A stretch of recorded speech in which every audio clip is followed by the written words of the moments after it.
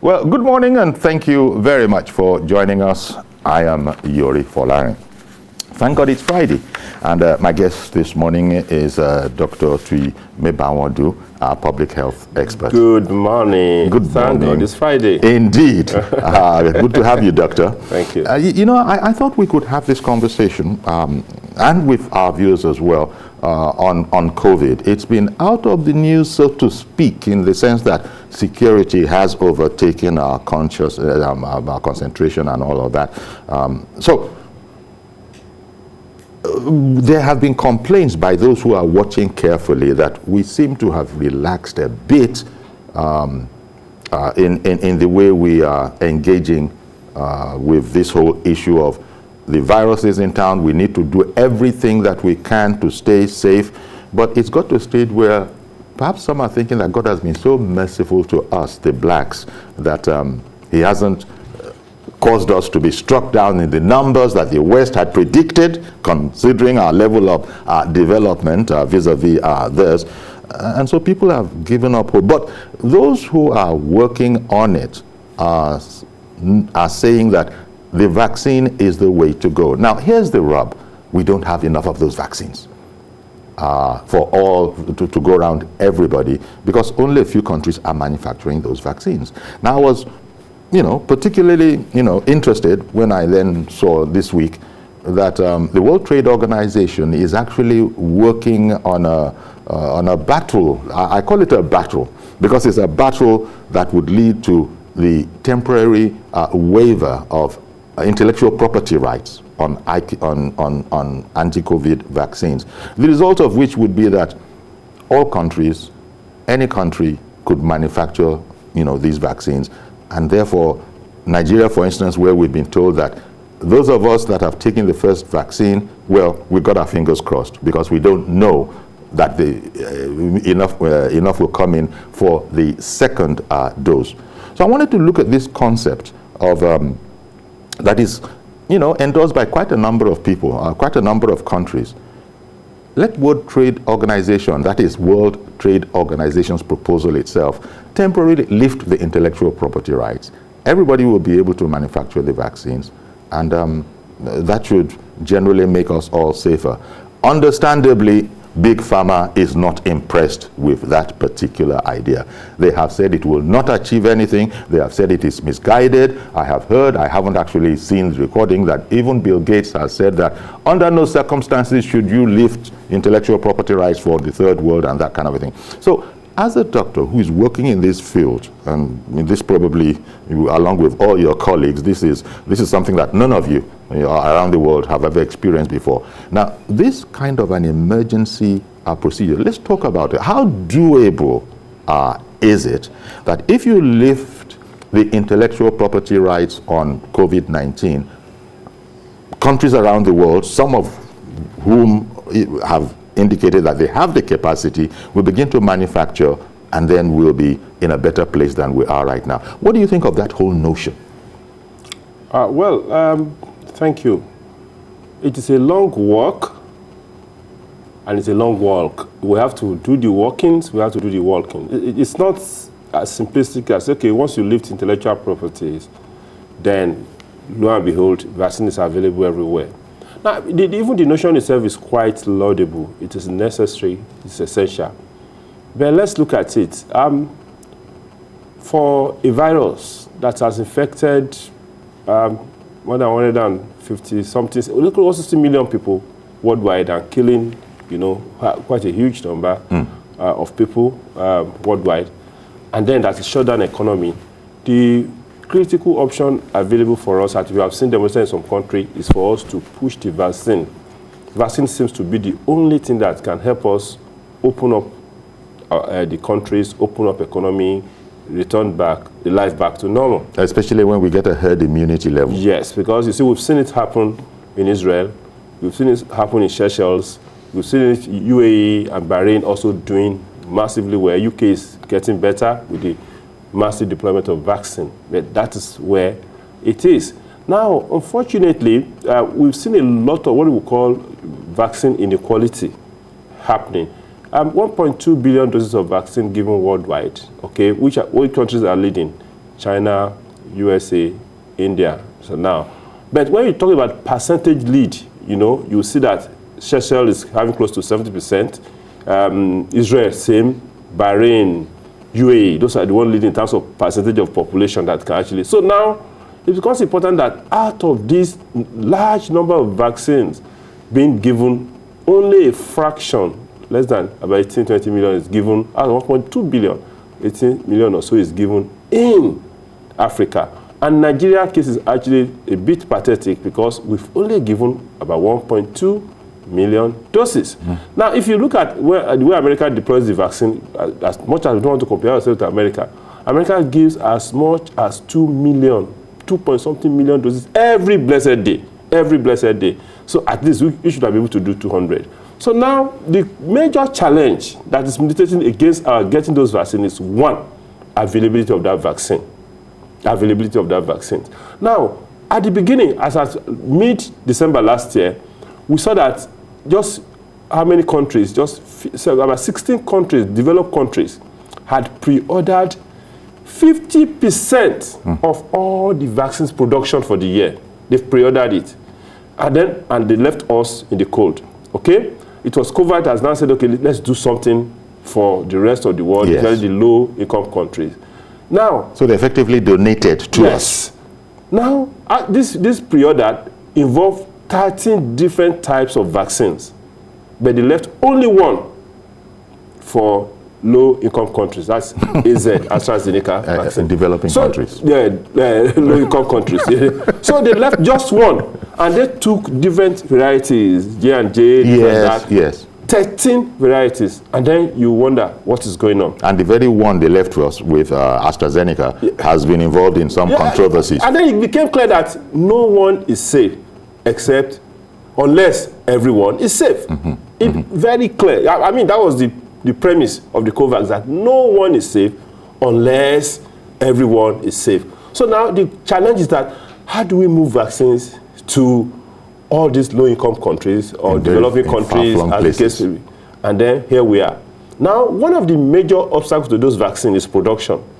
And another key obstacle is the fact that there are intellectual property surrounding the development of the vaccines. The mRNA technology is very new. In fact, it was DARPA in America, is an advanced research agency in America, defense, that actually funded the technology. They should own that technology. At least we funded this technology, we should be the owner of the technology. But in reality now, it became a big issue. But where we have moved to is now that America has said, don't worry. As part of my electionary promise, I am going to allow you to drop this intellectual property for a while.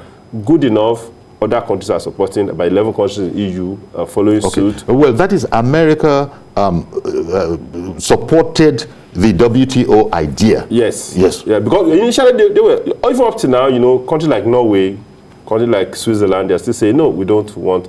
But now, a large a portion of the EU, even France, just, so UK said they're studying it, but America said, listen. But UK has been vehemently against it. Against spreading it, by way of lifting intellectual property rights. So now, it's a good step. That now what we are seeing is the fact that America and some other countries are saying, listen, WTO, we're supporting you for people to waive intellectual property on the vaccines production and manufacturing.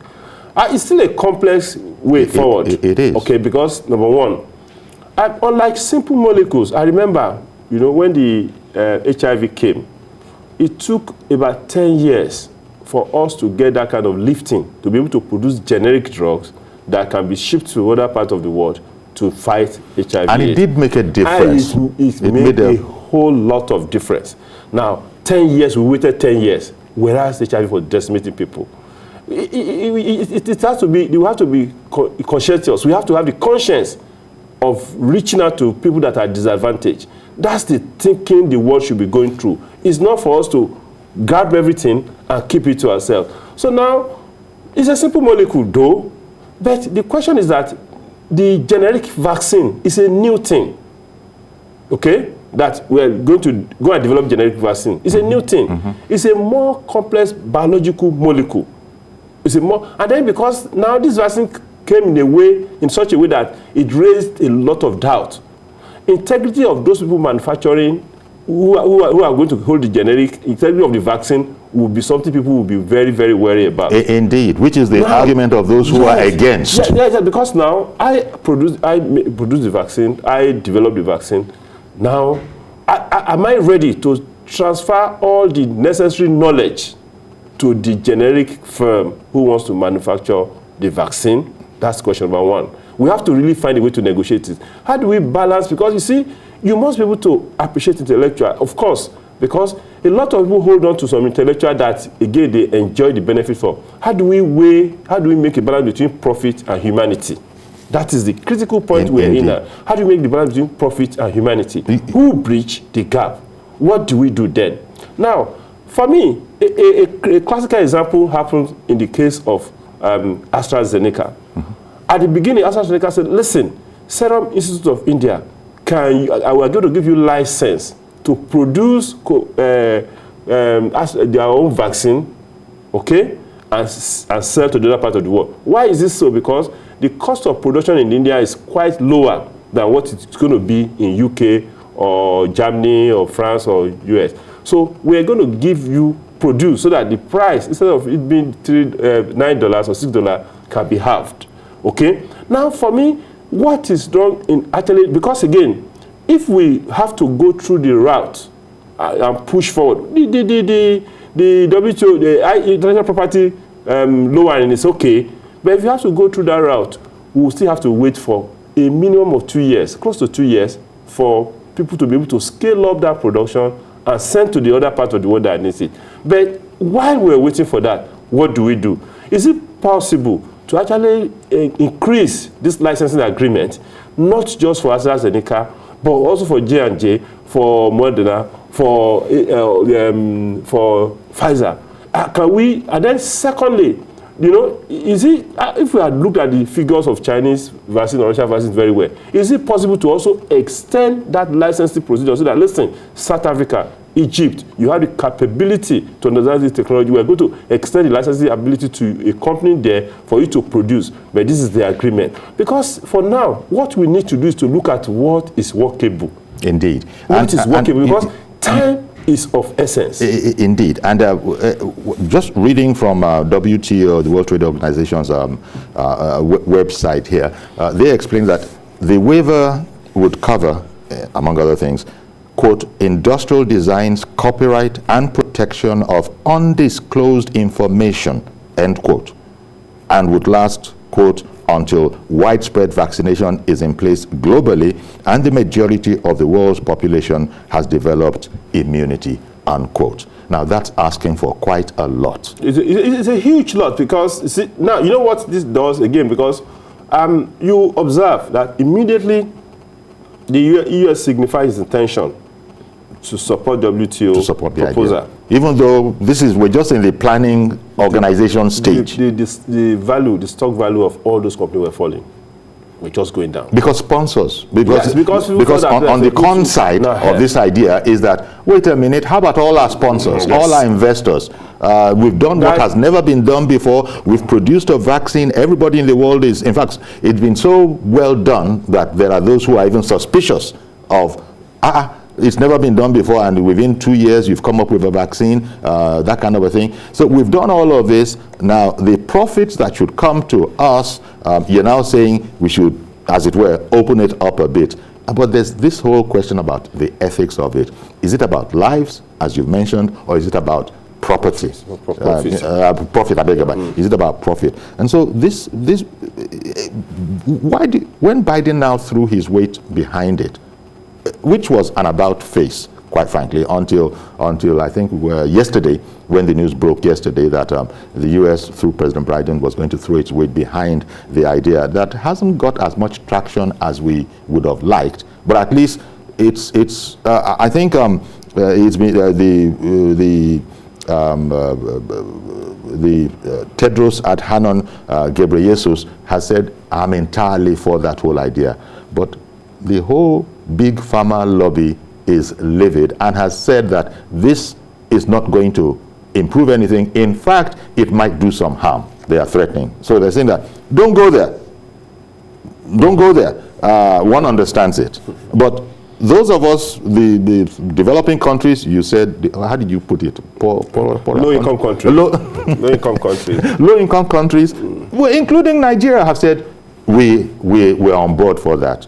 But how do you think this idea is going to see the light of day? Well, it's likely, this is what's happened, because the challenge is actually, how do we move vaccines from the producer to those countries, 100 countries or more, that needs it urgently. Okay. Whereas some other countries have stored double need, times 2 of their needs. Yes. Okay. What is happening? What is it? Greed? Are we losing our humanity? Look at us here. No. You pointed out that 1.2 million vaccinated so far in Nigeria.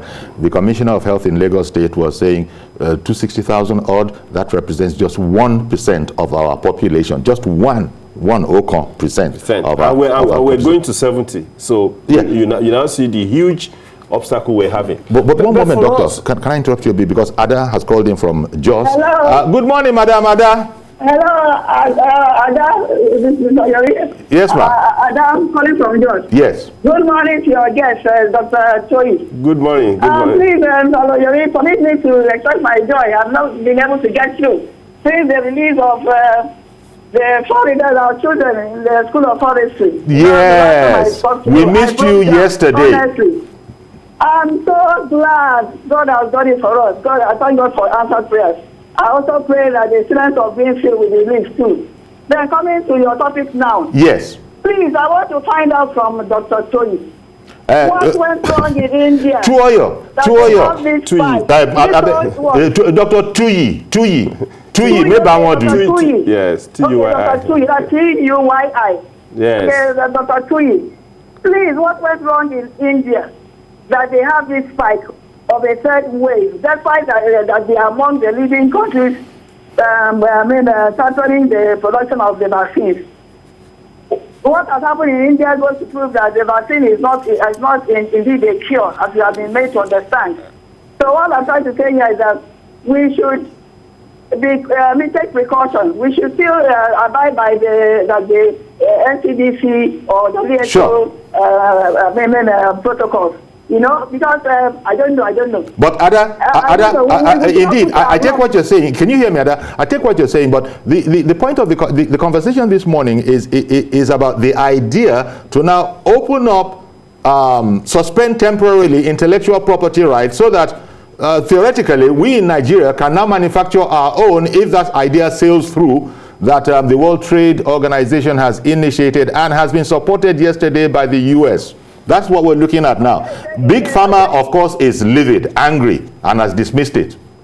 Can we manufacture it if they open it up?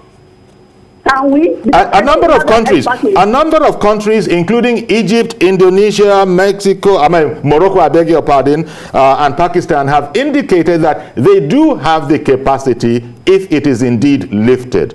Mr. Yori, yes, the problem we have, all those countries you are mentioning, I'm sorry to say that, they have a systematic way of doing things. Nigeria is not like that, except we're going to start a new leaf. I'm sorry to say this on air. No, Nigeria hasn't even said that it can manufacture. Nigeria has not said that it can manufacture. What I'm saying, even if they give us that leaf to do it, we still have problems.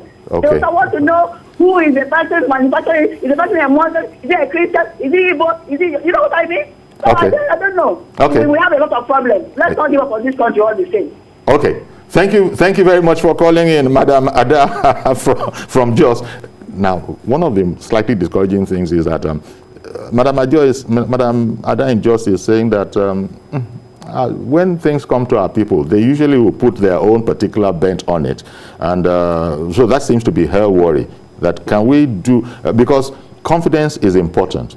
People must be confident in the vaccine. And that's one of the cons of the big farmers that are behind this development so far. Vaccine production of this high quality is very, very technologically intensive. And it requires quite a lot. For us, all we should be looking at is that how do we have access to vaccine? Yes. That's what we should be looking at.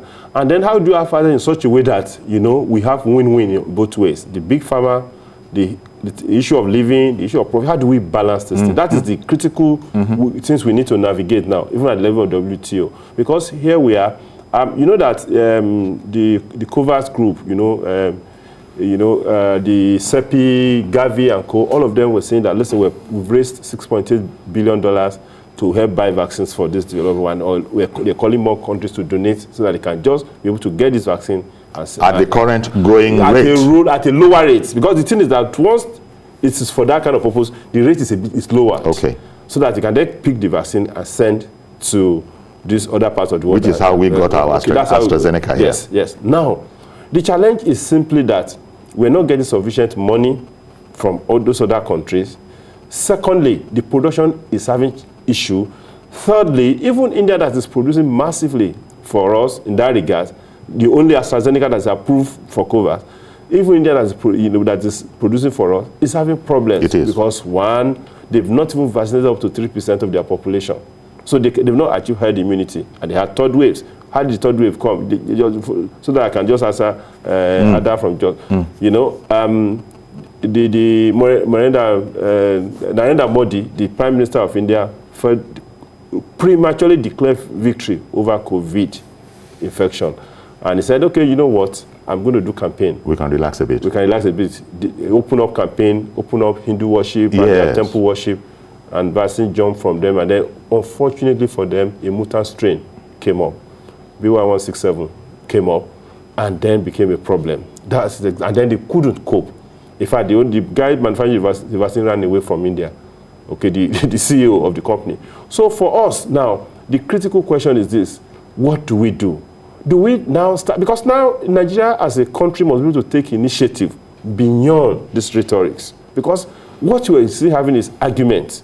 What should happen? Who should happen? Who should manufacture? Am I ready to transfer my technology?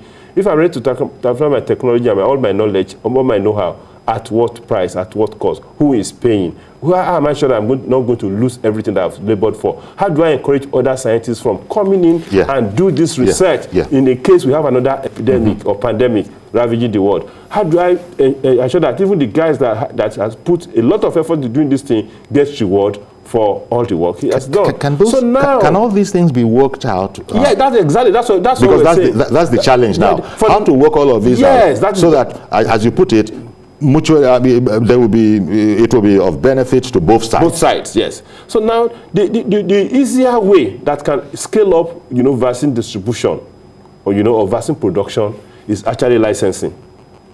Okay, like the licensing that happened in India can happen in other key countries. Look for South Africa that have indicated they have the capacity. Pakistan. Look at what's it called? Egypt, Indonesia. I said, listen, we're going to help with licensing of these things, and then be sure that you can ship it around. Now, the second aspect but we're a far way away from that now. Yes, right now we're far away. There's no agreement. In fact, there's division. You will be surprised that the most difficult thing to produce in that vaccine thing now is actually the bottle. Because there are no, why do we get the bottles? Because it has to be a special bottle, sterilized. It's not filling it with the vaccine, or the bottle itself. You have to sign an agreement and look for a different kind of glass. It's a different kind of glass that has to be produced specially, sterilized, meet some specification, supplying it and then fill it. So that probably is why Big Pharma is not too sure that licensing it to what the proposal is right now, that it could actually achieve the quality, the very, very narrow tolerances that they take for granted and they work with. They're probably worried that if they license it and it is now bearing their name, whatever one that has been licensed, in some far-flung place, and they don't take all, for instance, the precautions that you've just pointed out that I didn't know, that it requires a special kind of glass. So that's another problem. Yes, the production of vaccines is a lot of things. Now, the key issue is that now when you are even giving the vaccine, you are supposed to collect data and look at responsibilities as it is, okay? Now, are they ready? The Big Pharma, the developer of this, are they ready to even share data?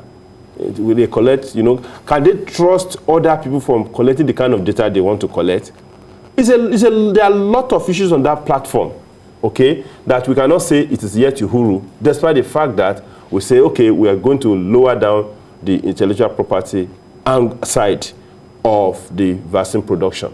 Okay. You know, as you said, it's a lot of problem because even the U.S., mighty U.S. itself, I've heard that they are now expressing doubts as to whether indeed they will reach the herd immunity that they had thought they would be able to reach in a timely fashion, simply because too many people in the U.S. are exercising their right not to take the vaccine.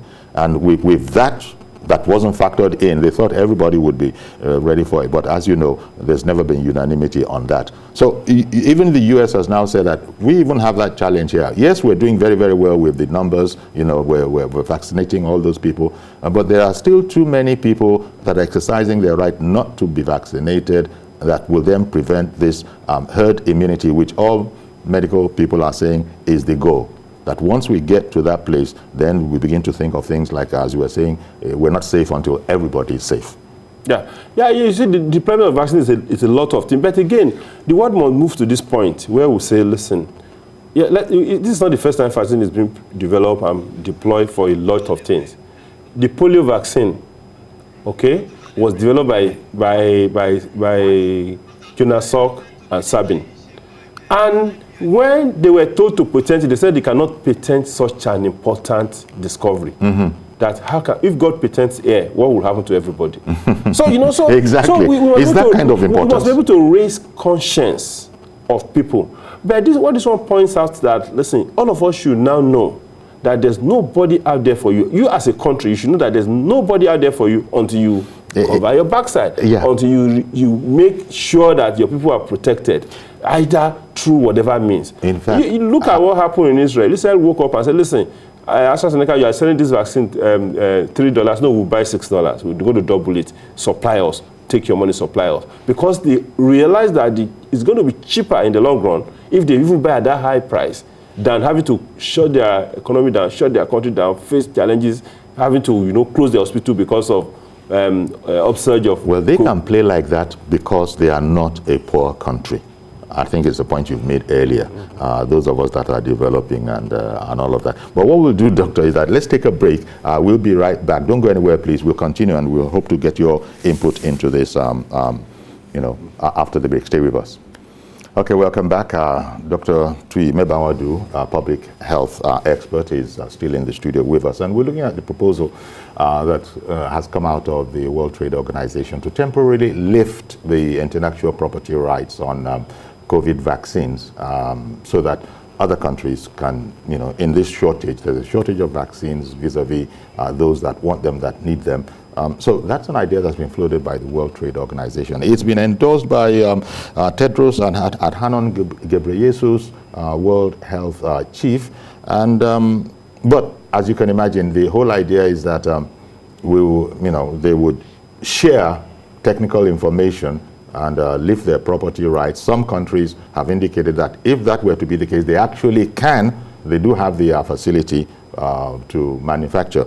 But the lobby group for Big Pharma, the International Federation of Pharmaceutical Manufacturers and Association, understandably is not happy about the idea at all. In fact, it has said waiving patents of COVID-19 vaccine will not increase production nor provide practical solutions. And it actually said a waiver is the simple but wrong answer to what is a complex problem.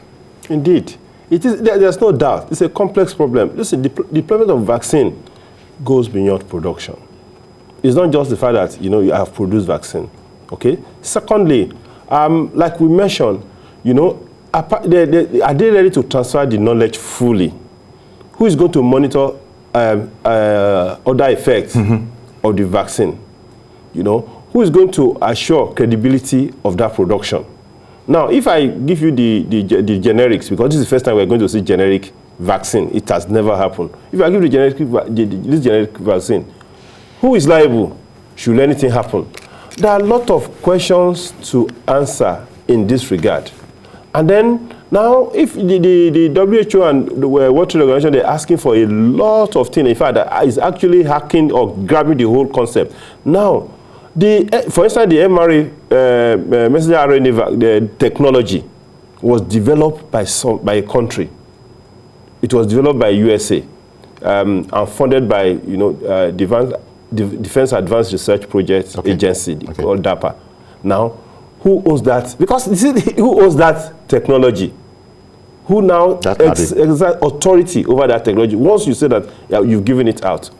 But, you make a promise during the election, you have to stand in a way to fulfill the promise. But it's not just saying something. We must be able to see the clear pathway of how to move from that, lowering of intellectual property to actualizing more production. We have to move. I've not seen the clear pathway of how that is going to happen, because there seems not to be an agreement on how this should be. Oh no, there's no agreement. Because number one, for instance, the Oxford, the AstraZeneca people are saying that, wait, we can further enhance licensing, push forward, build another factory in India and do that, and then ensure that this thing can then be shipped to these other parts of the world. But how do you want us to sit down and start giving our intellectual property within a short period to people that may end up not doing it the way we want it done? So I just hope that this one will not lead to more vaccine hesitancies and doubt in the mind of people to say that, listen, it's just like saying, for instance, even as old as some molecules are, if you are still going to use a paracetamol, for instance, as simple as that molecule is, if you are going to start using a paracetamol, some people will still prefer a specific paracetamol made by some companies. Okay? If you are going to use an antibiotic, you prefer the one made by certain company. In fact, even in that simple product. So now, are we going to get a preferential thing that, listen, I cannot use vaccine manufactured in this country, but I prefer the one manufactured in this country. So in that way, what have we achieved now if we get to that point? Now, the big lobby group for Big Pharma, International Federation of Pharmaceutical Manufacturers and Associations, has said that actually they see the issue differently, that what should be happening would be eliminating trade barriers, production bottlenecks. Let's all agree on all of that, and as well as scarcity of raw materials, and that, this whole idea that WTO has come up with of introducing, all of these leniencies, it's not going to work. In fact, it might hurt. But let me hear from Mr. Yakub. Good morning, sir. Mr. Yakub in Dokwemo. Yeah, Chief Yori, good morning, sir. Thank you for calling in. Then Dr. Mibao, good morning, sir. Good morning, Mr. Yakub. Yeah, thank you very much. Chief Yori, I think it is a real battle, indeed. I totally agree with Dr. Mibao. For me... That is not an easy thing to do. At all, Chief Yori. Because sponsors, investors are going to lose out, seems to be the argument of Big Pharma. See, Chief Yori, apart from even that, the way it is at us now, in Nigeria here, some people are still doubting the AstraZeneca vaccine. Talk less of not even open it up. Now, what will happen is this: if you give the generic to other people in order for us to manufacture it in mass, Chief Yori, how are we going to believe that this one that they are manufacturing here in Nigeria or in other countries, it is the best one for us to consume or to take, as case may be? Even this one, as I said earlier, people are still doubting it. But wait, Mr. Yakub, are you ready to trust, so to speak, their scientists more than our scientists? It is, Chief Larry, it is not even like that. It is not that I'm trusting their own scientists more than us. But don't you think we can do a good job if it was possible? Chief Larry, we can do it. It's not that we cannot do it. But the issue now is that as Corona started that time, I didn't mean that we have the ability and capacity to do it before. We could have moved in and then started producing it and put it on section. Let me give you a typical example here. I said, Dr. Meba will do this. Okay. I will not mention the company. There's some ampiclots here in this country that if you went into a store, you ask for that very particular product. Even though the other ampiclots, they are also doing the same thing, but there's some very particular product people always go for, and then it is more costly than other. What happened to that kind of a thing? So the issue is that they should leave it. They should let them producing it in mass. If it is so that we need money to buy it, let Nigeria, and using it as a case study, let Nigerian government providing money and make sure they get this thing in mass. And then the information, the Nigerian government should be able to give a very valid information concerning this in order for Nigerian citizens to believe in it and take it. Thank you, and good morning. God bless you, sir. Thank you very much for calling in. But as Dr. Meba has explained, it's not a simple thing to actually take over the manufacturing process of a vaccine. There's so many... Even if the big pharma accepts and say, okay, let's go, minimum of 2 years, then what do we do within that 2 years? Like, you see, we know what is going to happen. You're going to see a lot of illegal vaccines, because that's another challenge, because we must be able to think this thing through. A lot of illegal vaccines. Now, you see quite a lot of what we call vaccine tourism happening in the world now, whereby if you're a rich person, go to UAE, go to Dubai. Which some Nigerians have begun to do. You get your dose for this price, okay? And you can trust Nigeria that cannot even afford to go and borrow money to want to do that kind of thing. So, the critical question is this: what are the factors hampering the production of the sufficient doses of vaccine that can be deployed, especially to low-income countries? The second question is this: why should a country like US have ×2 of the doses required, or Canada having that ×3 of the doses they require, and not be able to let go those ones to other parts of the world? These are some of the critical things. Now, if we look... Sorry, sir. Could I just bring in Chudi? Did I get that right? Chudi in Kafanchan. Yeah, good morning, Uncle. You got it right. Good morning, sir. Go ahead, please. Thank you. Doctor, good morning to you also. Good morning, Chudi. Yes, I take interest in the discussion you are having about the COVID-19 vaccine. My take here is, if the people that scientifically produced and tested the particular one that is being used now can give any reputable pharmaceutical company in Nigeria the patent and the approval to produce, I think Nigerian scientists can go a long way in developing the vaccine so that at the end of the day it will be consumable. Nigeria. Sorry, Chudi, let me just interject that Nigeria isn't among the countries that have indicated having the capacity to indeed be able to manufacture should those intellectual property rights be lifted. Egypt, Indonesia, Morocco, Pakistan, they have said that we have the capacity. But I don't recall that. Yeah, just to say, Nigeria has not indicated that it has the capacity. I agree, but we still have the capacity. Given the environment, business environment, the capacity is there. The scientific technology is also there. It needs a sort of shoring up, giving them the environment that will make them perform critically well. Okay. Thank you very much. Thank you very much for calling in. The insights that you provide into this, whereas it's a good idea. I mean, well, it depends on what side of the divide you're on. To a big pharma, as they have said, it's a much more complex problem than the simple answer that that's the way they see it, that the simple answer that World Trade Organization is proposing, and that the US has yesterday done what is referred to as a volte-face, and I said that, we support that whole idea. In fact, the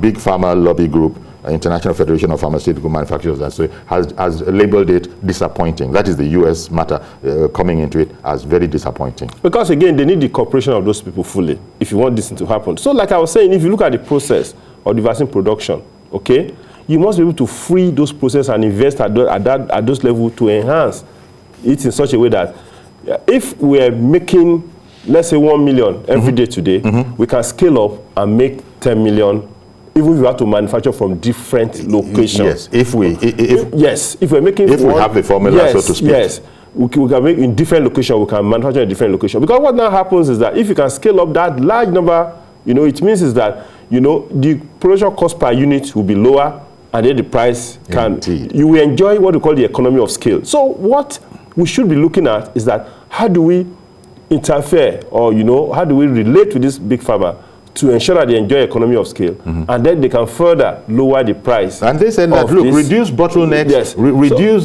trade barriers, and even you know, then we'll begin to see a bit more clearly. There are legislation issues concerning the deployment of vaccine in different countries. Those are the clear area. Okay, thank you, Mazi Okora, for holding on. Good morning, sir.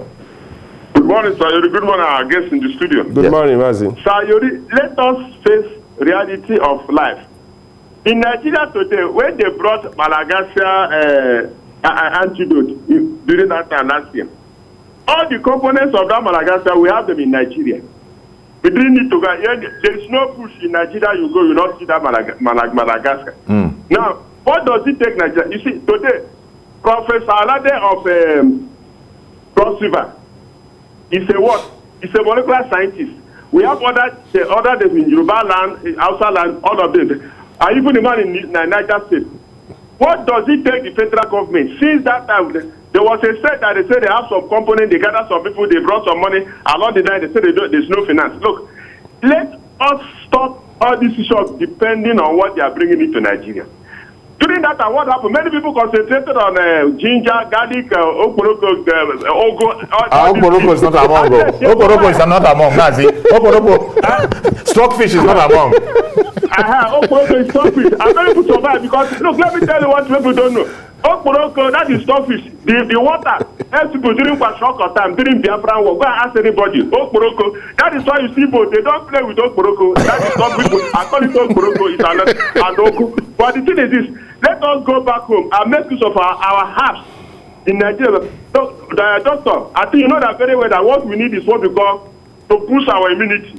At the time you take all this concussion within Nigeria and you boost immunity, COVID-19 will not see. Because to bring in the vaccine now, to reach everybody, it is just 1%. Let us face reality. Because Nigerians were over 300, but we said they are 200 based on the statistics the census people will give us. But the thing is this, let us go back home. We have experts. Pfizer. Nigeria is also part and parcel of Pfizer. In Nigeria, they said the Nigeria contribution was over 55% in the Pfizer production. What does it take Nigerian government to do? To borrow a look, I've said it out without knowing this program. You only do a steal technology. You cannot transfer technology. Okay. Look, let us make use of what we have in Nigeria today. You saw what happened to India. India, exactly. They didn't want the job, they do they didn't take it sequentially. India could have suffered all this what they are suffering today. Thank God what they are doing is discrimination. If they are to bury people in India, where would they get the land to do that? They will not land. So let us make use of what we have in Nigeria. Okay, Mazi, I've got to interrupt now. I'm so sorry to do so, but thank you very much for calling in. We appreciate your call. I hear you. Maybe you can use the last few minutes that we have to sort of talk about something that Mazi was talking about, that taking responsibility and, you know, doing everything that we could ourselves, short of the vaccine, to protect ourselves. Because even when you have got the vaccine, those that have got the first dose, you still have to continue that regime, we are told by doctors. You don't relax any of them. You don't stop masking up. You don't stop washing your hands. You don't stop, maintaining 2 meters distance. So, because this thing has exposed us in Africa to the fact that we depend far too much on medical health assistance from without, and that's the kind of thing that Mazi is talking about. Yeah, again, there are two issues that were, that came out from what he said. First, he was saying that, listen, go back to your herb, use this to boost your immunity. That is neither here nor there. But the other aspect that has to do with how do we start building local capacity? How do we start rearranging ourselves to be able to respond to health emergencies, to humanitarian emergencies? Do you know that anybody is thinking about along those lines, Doctor? Yeah. Are we? Definitely. Nationally? We're not having the political will. We're not pushing it politically. Well, then this is a problem. We know what to do. Energy and every power behind this thing for this thing to be this way. Let me see if I can squeeze in Mr. Kisandu. Good morning, Kisandu. Thank you very much for calling in. Good morning, Kisandu. You see, this is a clear indication that everybody has to go home and do something. You see, a very big country like Nigeria, we have not done anything. Let me tell you, one of the skepticisms most Nigerians have about taking this vaccine is that some of us, with the whole theories beclouding it, we do not even trust it. But why don't we go home? Why don't we sit back home? We've got the persons, we've got the personnel to do this job. We need to get this job done. Yes, the kind of COVID-19 we have in Nigeria is for Nigerians, and it's affecting us. We understand how it is. I remember vividly, there was a time Professor Morrissey who came on air, I think it's CBC News, journalist hangout, to talk about his products and everything. Yes. What support did the federal government give him? There are a whole lot of pharmacists out there in this particular nation that we have found ourselves that are ready to do wonderful jobs, even plan ahead. But we need to start investing in this particular sector of ours. Nobody is talking about it. If you see, it becomes a problem when we're not faced with this challenge. It's as if he's taking us unawares. But it's either we started planning ahead. Okay, Kesandro, thank you very much. It's going to be a short one today because we've almost run out of time. Thank you very much for calling in. Practices to prevent COVID, Doctor, we just used the last few moments. I'm sure you're not happy. I'll risk it. I'll risk it and say you're not happy with the way the citizenry is conducting himself. Or have we been hit with fatigue, anti-COVID fatigue? There are a lot of, in the Nigerian space, in the Nigerian public space and Nigerian context, there are a lot of issues we're battling with. You know, unfortunately, this is going to accentuate a pandemic like COVID or any pandemic as the case, or the epidemic as the case may be. Insecurity, poverty, malnutrition, disillusionment, lack of trust, all these things work together in public space to further deplete confidence in the health system. And then, and the fact is that we don't have health system. So I have always been convinced that individuals who choose to read, I know people can do a lot of pictures on Instagram about themselves, but and stay alive, guys. Stay alive. The only way you can stay alive is to have understanding of decisions and actions you need to take to stay alive. And one of the things is to look at it. Listen, I don't. My family depends on me. Some other people depends on me. I also depend on myself. I shouldn't be in a hurry to go on the ground. So what do most Nigerians have said that actually we all depend on God. Well, no, I mean, it is us. In a way. It is. We all depend on God. Again, and so they are not necessarily, quote unquote, scared of all these things that experts are talking about. It's a frustrating thing, it's maybe. Okay, but again, Mr. Yari, let me talk to you. I know you depend on God, but let me also talk to you. Keep yourself safe. You understand? Yeah, and the only way you can keep yourself safe is to look at the dynamics. As much as we have more than 10,000 active cases in the country, a spike can happen anytime. As long as a tiny mutation that can be more transmissible happens, a spike can happen. That's what happened in India. That's what happened in Brazil. As long as we are not getting the requisite vaccine as needed, we can develop another strain which can be easily transmitted. So, God forbid. So we're going to have to leave it there. Yeah. So what you're saying is cover your nose. We should continue our vigilance. You know, space. If you don't need to go to a party, don't go. And also do what you can to boost your immune system. For now, the basic thing. This story about vaccine production and intellectual property lifting is just to placate some people. I don't see anything coming out of it, at least for us in the next 2 years. Indeed. Thank you very much. We got to go now, but thank you very much because I wanted to get the perspective of a medical person in all of this. And as you say, you said from the very beginning, we're still a long, long way away from even achieving it. Dr. Tui Mebaodu, public health expert. That's our program today. Thank you very much for coming. And so that's it. Join us on Monday, which is the next day. We don't do weekends, for a fresh edition. I'm Yori Folarin. Keep safe. Bye-bye for now.